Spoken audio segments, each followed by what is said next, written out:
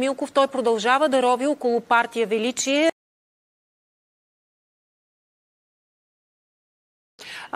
Какво ново откри около партията и нейните представители Николай Марков и Ивелин Михайлов? Правилно се изрази, че те са представители. Ние в предварителния разговор, и не само с теб, с повечето колеги, се опитвам през последните дни да им набия в главите, че крайна сметка чисто документално лидера на политическа партия Величие се казва Албена Пекова.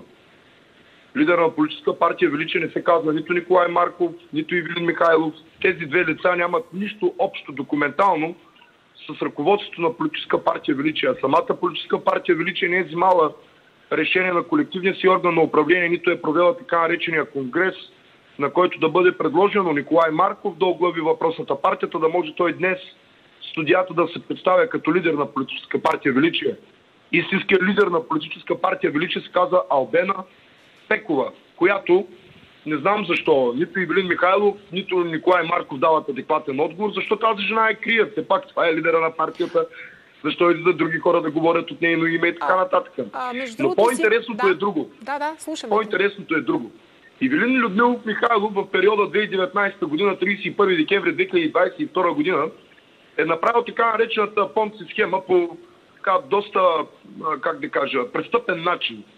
Да речем, че ние поискахме от независима счетоводна компания да направи одит на база на изнесените и представените пред агенция подписванията отчети, годишни финансови отчети на конкретни дружества от обръча от фирми около Ивелин Михайлов, да направят анализ на база на техните задължения, на техните загуби. И сега, ако ми позволите, малко ще цитирам числа. Да. Исторически парк АД е на загуба натрупана от 2019 до 31 декември 2022 година в размер на 6 милиона. Чуваме ли се? Да, много добре се чуваме. Извинявайте, 6 милиона 108 хиляди лева. Задълженията са в размер на 15 милиона 337 хиляди лева. Заемите, които дължи исторически парк, са в размер на 1 809 хиляди лева. Компанията 300 ООД са задължения от 2 милиона 910 хиляди лева. Компанията ОБОС ЕОД загуба от 1 207 хиляди лева, задължения от 7 милиона 266 хиляди лева, други задължения в размер на 578 хиляди лева. Задружно ЕОД задължения в размер на 1 830 хиляди лева, печалба в размер на 166 хиляди лева. Together Academy ЕОД загуби в размер на 253 хиляди лева, задължения в размер на 592 хиляди лева, 0 лева печалба. Факла АД 0 лева печалба, загуба в размер на 122 хиляди лева, задължения в размер на 1 225 хиляди лева. На едно ООД загуба в размер на 238 хиляди лева или други задължения в размер на 833 хиляди лева, 0 лева печалба. Българска парична група АД е единствената банка, между другото, която, единственото дружество около Ивелин Михайлов и Мартин Сребров, което е санкционирано от Българска народна банка за незаконна банкова дейност. Та Българска парична група АД дължи 4 милиона 811 хиляди лева под формата на задължения и заеми и вземания в размер на 4 милиона 743 хиляди лева. От 2022 година това дружество е несъстоятелност. Иначе казано, Катя Илиева, имаме лице, което е изправо над 50 милиона и 800 хиляди лева, дължащо над 12 милиона и 600 хиляди лева данъци на българския фиск. Ако правилно разбирате, някой някъде дава кеш пара на Ивелин Михайлов, която той прекарва под формата на разходи, фактурирани през въпросните сдружения, които после поставени лица от сектата, наречена исторически парк, ходят на касата на конкретна банка и ги изтеглят. Ние притежаваме и списъка с банкови сметки от конкретната банка, която така обслужва Ивелин Михайлов. Не само, че обслужва, тя открила свой клон в българско село, наречено село Ветрено. Това е единственото село в България с разкрит клон на действаща българска банка. Повтарям, 12 милиона и 600 хиляди лева дължани пари на българския фиск. Това са данък печалба, данък загуба, което е налог на за всеки един български гражданин, който трябва да плаща пред държавата. А какво прави НАП? Какво прави НАП в този случай? Интересно е, тук има 3 въпроса, които се отключват. Първо, чии са тези пари? 50 милиона, които са минали през тези дружества. Второ, къде е спала държавата, защото тези отчети са публични. Всеки един от вас, включително и вие, може да влезете в агенция по вписването, да си направите малка справка на база на годишните финансови отчети, дали сумите, които обявих сега и цифрите, които казах, се препокриват с това, което се е обявено в годишните финансови отчети на дружествата. Второто нещо, което е много важно, изключително важно, естествено. В крайна сметка държавата знае ли какво прави Ивелин Михайлов в село Ветрино, в община Ветрино? Знае ли държавата, че Ивелин Михайлов е придобил над 35% от землището на община Ветрино? Това са села Невша, Белоградец, Староселец, селата Неоф и Трилски, село Ветрино, ударно изкупуване на общинска земя. Доколкото на мен ми е известно, 135 декара, върху които се разпростира въпросното бутафорно съоръжение, наречено исторически парк, са обект на съдебен контрол, което означава, че може да стигне до там РДНСК да влезат с булдозерите да събаря въпросната бутафория. Няма нито един строителен документ, строителни книжа, които да гарантират сигурността на посетителите на това съоръжение. Защото голяма част от съоръженията, които са построени на територията на тези 136 декара, нямат строителни книжа.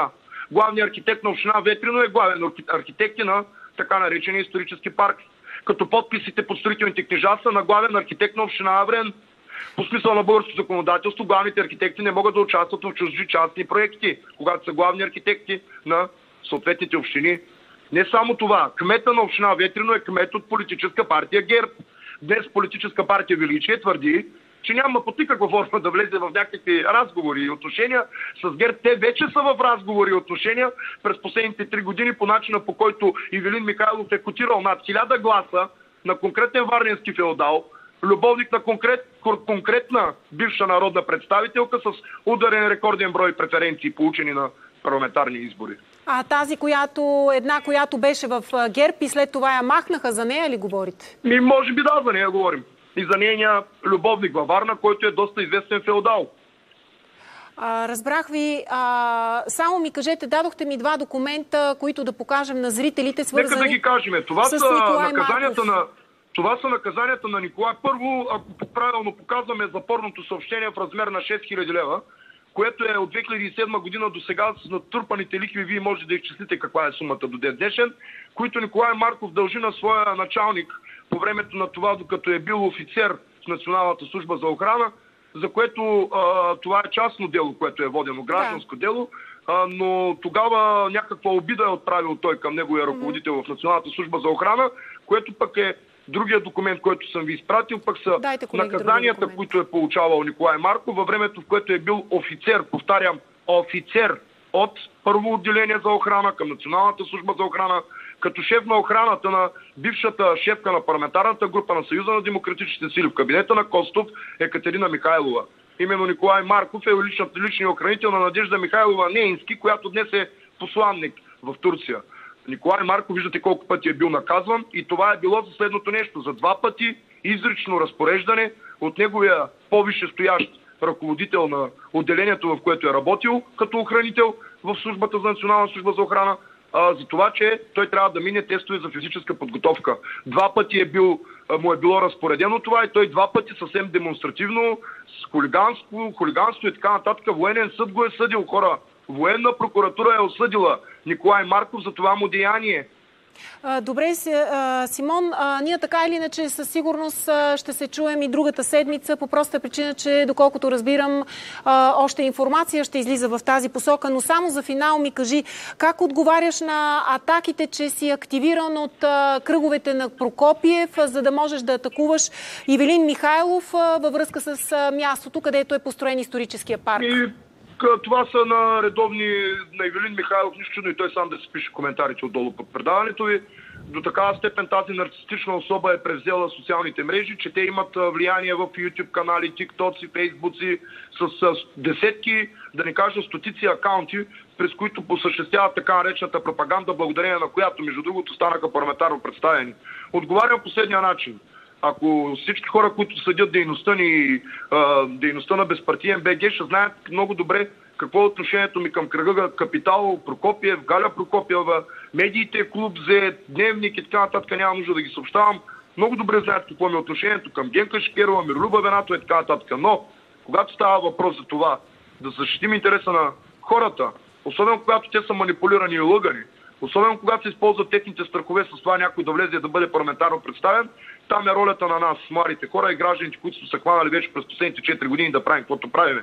Само да ви кажа, че темата с исторически парк при мен е на дневен ред от февруари месец, много преди Ивелин Михайлов изобщо да реши да става политик, много преди Николай Марков да се появи покрай него, много преди Николай Марков да се откаже от идеята си да носи машини в Европейския съюз заедно с Станислав Цанов. Помните ония скандал с Алексей Петров и оная порочна парламентарна комисия, извънредна временна, на която Николай Марков рязко забрави какво е говорил, рязко забрави позициите си спрямо Европа, а и виждате днес, вече те не са против толкова Европа и НАТО. Не са толкова. Те нито са против Европа, нито са против НАТО. Така че нито са против Борисов. И искат да си говорят с Борисов. Ивелин Михайлов управлява с мнозинство в общинските съвети, именно с политическите партии ГЕРБ и ДПС.